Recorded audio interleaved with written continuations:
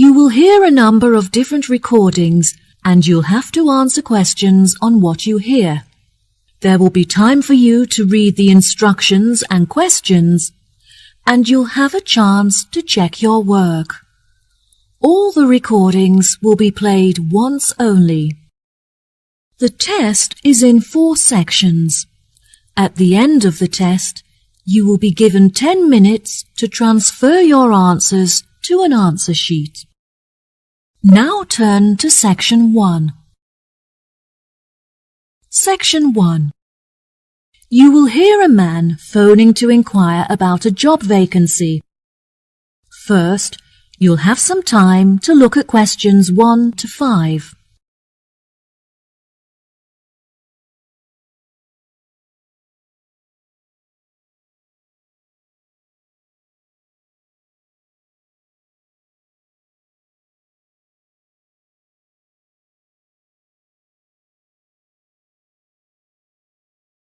You will see there is an example that has been done for you.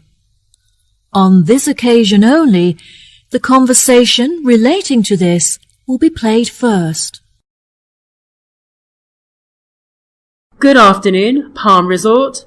Good afternoon. I am ringing about the job I understand you have vacant. Oh, yes. I'd like to find out some more information if I may. Yes, of course. Can I take your name? It's Freddie Lee. Okay.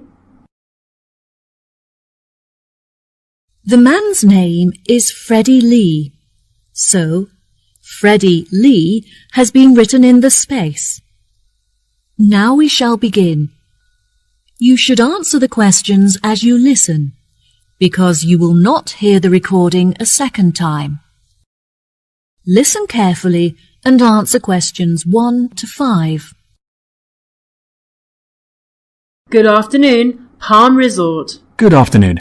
I am ringing about the job I understand you have vacant. Oh, yes. I'd like to find out some more information if I may. Yes, of course. Can I take your name? It's Freddie Lee. Okay, Freddie. What would you like to know? First of all, I'd like to know where your resort is located. It's near the city centre on Jamieson Island. That's Jamieson.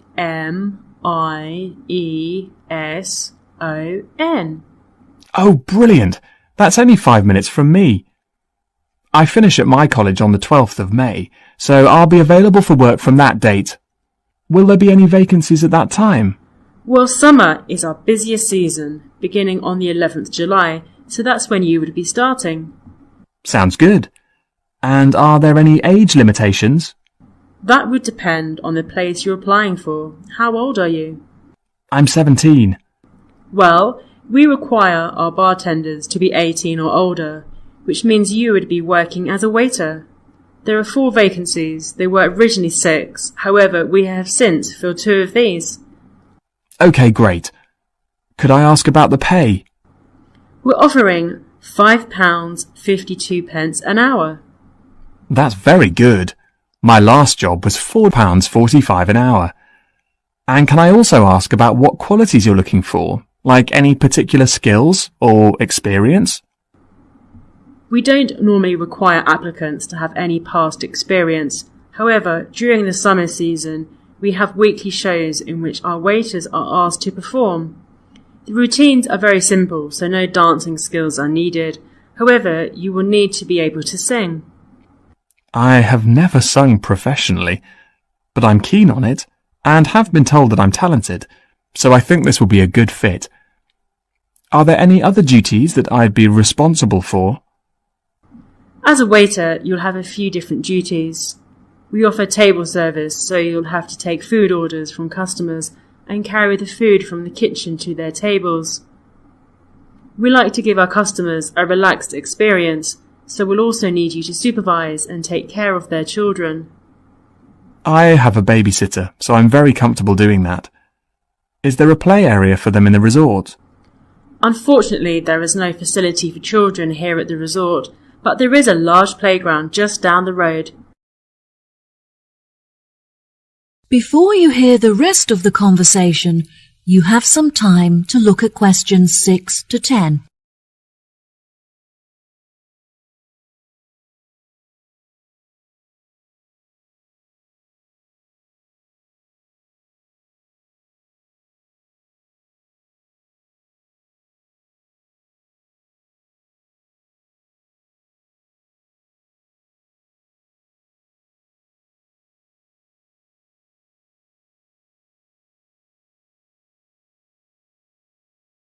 Now listen and answer questions 6 to 10. So I would just walk the children down to the playground each day? No, the road is very busy and the pavements are so narrow that it's unsafe to take the children for walks there. It would be very advantageous if you could drive so that you can safely strap the children into the back seat and transport them back and forth. I'm currently taking driving lessons, so if all goes well, I should have my permit by the time I begin work. We feel it's pretty good, and we also offer some good fringe benefits for our employees. Really? Well, because of the difficulties of getting public transport, if you're working after 10 o'clock, we drive you home. OK, that sounds fine. Do you have a staff room where I would be able to eat my packed lunches? All of our employees eat in the dining hall once our customers have finished eating their lunch. We like to make sure that our employees are well nourished, so we would provide you with a meal every lunchtime. There is no need to bring in a packed lunch. Wow, that's good to know. I think that's all of the information that I needed. I'll be sure to post my application to you later today. OK, sure. Once we have looked over your application, we may ask you to come for an interview. We normally hold our interviews on Fridays. However, the manager is taking a long weekend this week, so the interview would be on Thursday. Is that OK for you? That's good for me. Fine. 10:30 a.m? Yes, fine. Would 10 o'clock be OK? Perfect. And could you bring along a reference letter from your employer? Yes, that's fine. No problem. Could you tell me what else I have to do? Well, you need to come into the desk and fill out some forms. We need a document for ID, so a bank statement would be fine. I've got that. And what else? Well, you need to bring a photo with you. Having said that, it would be also a good idea for you to attach it to your application. This will help us to distinguish your application from the others. OK, no problem. I have a couple of spares from when I renewed my passport. Good. We look forward to seeing you. OK, thank you so much. You've been very helpful. No problem. Goodbye. That is the end of section 1. You now have half a minute to check your answers.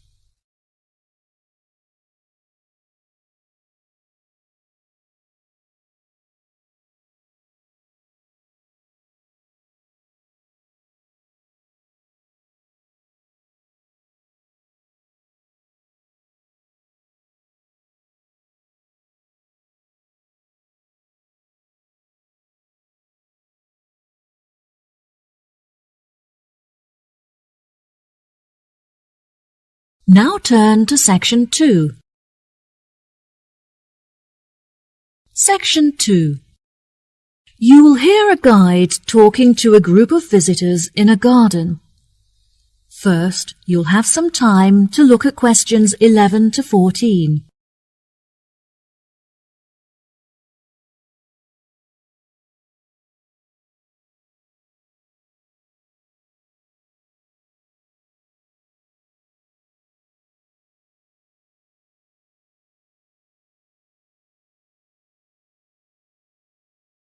Now listen carefully and answer questions 11 to 14.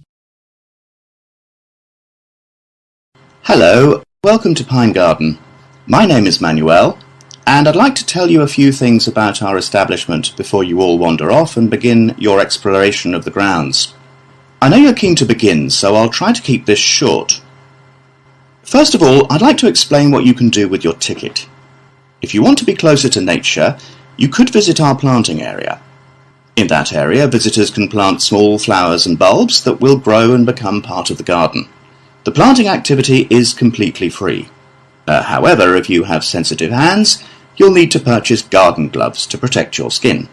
Here at Pine Garden, we sell a number of wooden goods carved from trees that have been felled in our very own pine forest. If you feel like getting involved and having a go yourself, you can join one of our bush timbering lessons free of charge, where you'll be able to make your own keyring under the supervision of a skilled craftsman. The most popular attraction in the garden is our aviary, where you can observe a whole range of bird species. Entry to this section is free, but you have to pay a small supplement in order to enter the hummingbird section. Also, the insect hut not far from it may arouse your interest. There you can find some interesting insects such as butterflies, pocket ladybugs, dragonflies and so on. And there's no extra charge for that. Unfortunately, there are some areas that are temporarily off limits to visitors today. For example, the gift shop that closed earlier this year and won't be open for another month or so. As I mentioned before, however, you're free to visit our restaurant for food and snacks, and if you're looking to purchase a gift, why not buy that special someone a potted bush or orchid from our plant care centre? And our new treetop cafe is under construction, which will be very impressive when it's finished. In fact, the model town's already opened ahead of schedule, and it's attracting a lot of people. Now, our tourist office is normally available to provide tourists with a variety of help. However, the officer is sick at home today. Please do not let this discourage you from visiting these, as they provide quite an experience. Before you hear the rest of the talk, you'll have some time to look at questions 15 to 20.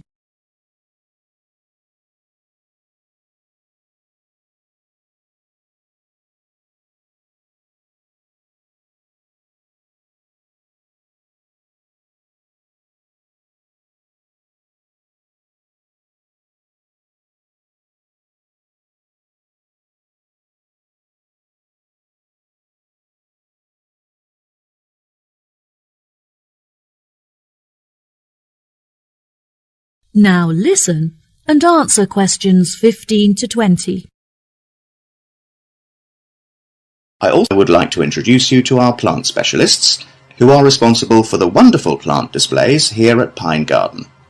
And Mrs. Mary is one of our experts, and she is personally responsible for our beautiful display of plants that are all found growing naturally in the local area. Mr. Burson has the difficult task of growing varieties of plants that are suited to much drier and hotter climates than ours, which means we do not have to store water on site. If you visit the glasshouse, you'll be able to see many plants that he has managed to cultivate without the need for rain or irrigation. Mr. Smith is responsible for the produce that you can eat in our restaurant, which ranges from varieties that grow under the ground to those that grow on trees and bushes. Now, Mr. Nooney here is our expert on the most commonly growing plant in the world, grass. You may have noticed how beautifully green and lush our grounds are, thanks to his specialist knowledge. Mr. Scanlon ensures that our soil is full of nutrients so that the natural habitat is supported and encouraged. He does this by fertilizing the earth with a special formula of his own creation. Finally, I would like to introduce you all to Dr. Mandelson. He is the manager of our landscaping team and works closely with our other experts to ensure that everyone works together to create a landscape that is both beautiful and sustainable. Well, that just about rounds it up. Now, if anyone has any questions... That is the end of section 2. You now have half a minute to check your answers.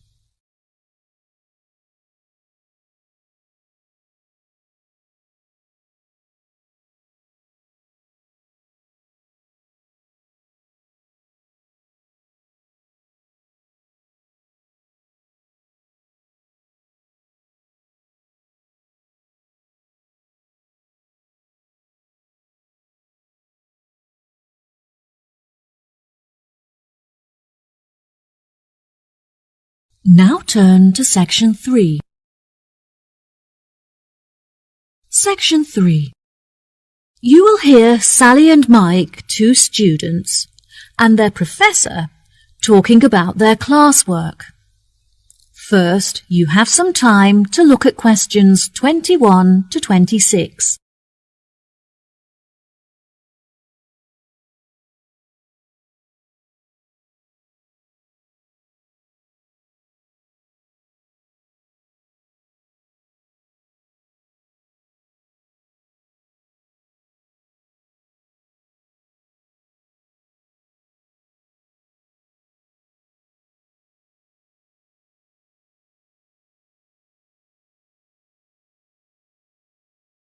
Now, listen carefully and answer questions 21 to 26. Hello, Sally and Mike. Hello, Professor.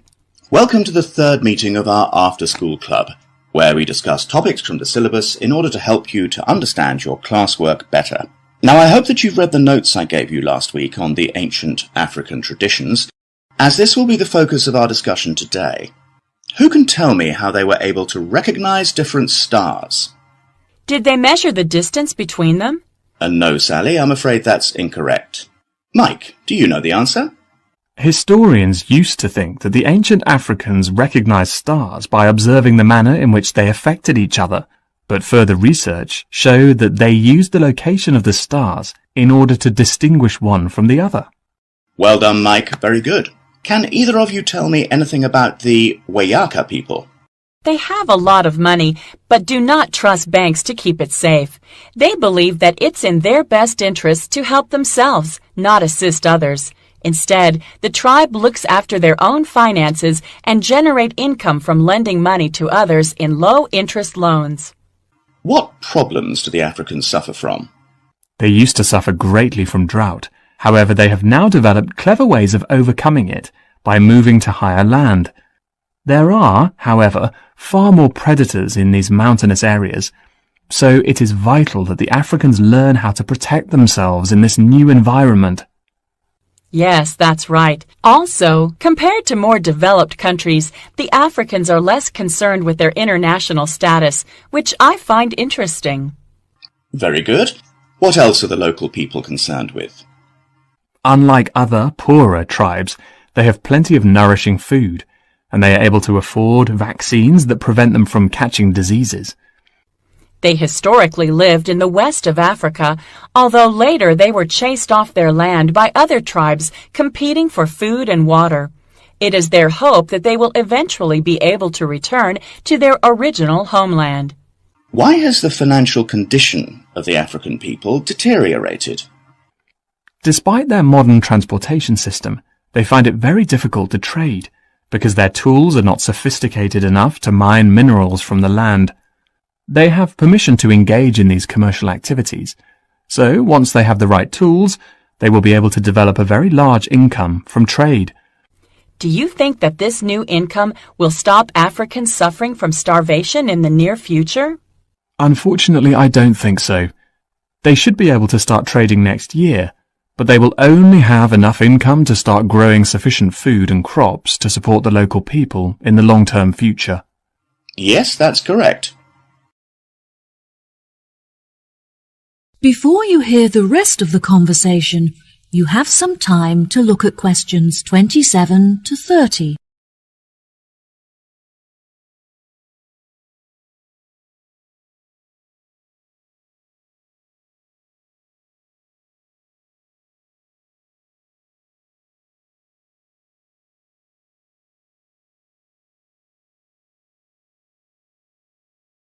Now, listen and answer questions 27 to 30. There are many charities from developed countries that are helping to ship food to African countries in order to feed the starving. Unfortunately, it is difficult to transport a lot of food to the right places, but Africans are very good at sharing and making sure that everyone gets something to eat. African governments are also starting to pay more attention to the needs of their people. They have been directing a lot of money to help build schools in the more impoverished villages as a part of their new education plan, which is fantastic. This means that, hopefully, all African children will be able to attend school daily without having to walk long distances. Yes, absolutely. Do you remember any other information from your class notes? Historically, the tribes in Africa often used to migrate across the country in search of food and water. They would live in tents that were easy to dismantle and transport to other locations. That's true, but now they are being encouraged to settle down in one area so they can establish colonies and build facilities for themselves, such as houses and schools. Some villages have even developed specific customs. For example, the Wayaka people consider it impolite if you do not bring gifts when visiting someone. Bravo! You've both contributed fantastic points to our conversation. That concludes our session for today. I'll see you next week. That is the end of section 3. You now have half a minute to check your answers.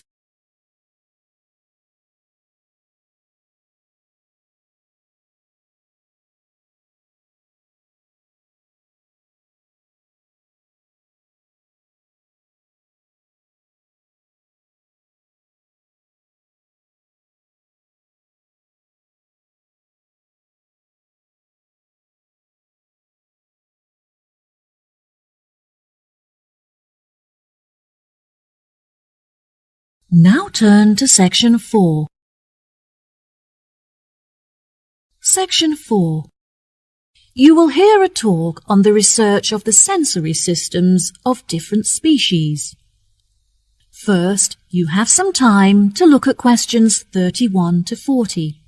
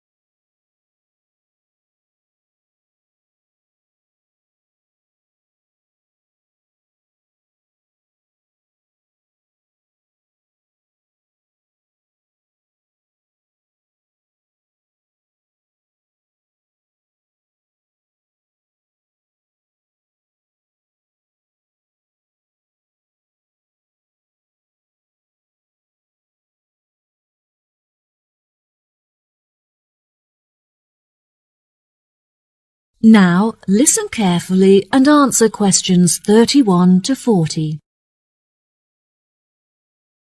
Good day, ladies and gentlemen. Welcome to the second lecture in our series on animal senses.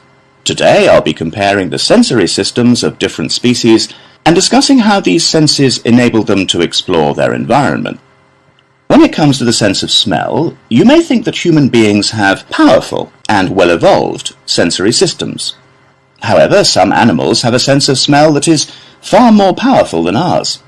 Dogs, for example, have a sense of smell that is 40 times greater than a human's and can distinguish 220 kinds of smell. Some animals can even smell odours that are undetectable by the human nose, such as carbon dioxide. There are also animals that have a relatively weak sense of smell. For example, there are species of beetles that can recognise the odours of certain plants but not others. The bee is an interesting example to examine in reference to smell, because they experience this sense via their antennae. Bumblebees have stings, but it's rare that they actually use this weapon. When a bee feels threatened, it will use its legs to signal and warn others about the threat before it stings. This is called a signalling posture and involves the bee lifting its two back legs into the air. Within any hive there is a hierarchy with the queen bee at the top. The queen bee is able to control the colony by monitoring its movement through her feet.